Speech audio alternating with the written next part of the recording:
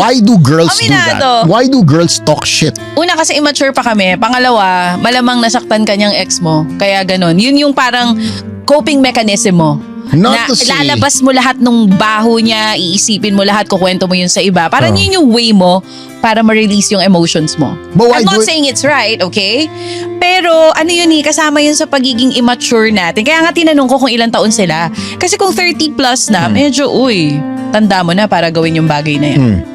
I'm not saying na dapat gawin, pero yes, nangyayari yan. Aminado ako. And I'm sure yung ibang babae, pwedeng ganun din yung ginagawa nila. Okay, I don't think it's a girl thing also. Even ba sa lalaki? I think some guys do that. Kasi mas babae to for me, feeling ko. Although girls, I believe talk more or get into more detail. Yes. Kayo hindi kayo detalyado. Paano No, ba? some guys do, some guys Boys talk, paano kayo? And ex to Personally kasi- not talking about your present partner. Ito nga Yung dated lang. ex to. Date lang. Ito nga date. Kaya mas madali pag-usapan kasi pag mas malalim yung relationship mo sa tao, I don't think kaya mo magsalita ng hindi maganda sa kanya. Thank you guys for watching Clip District.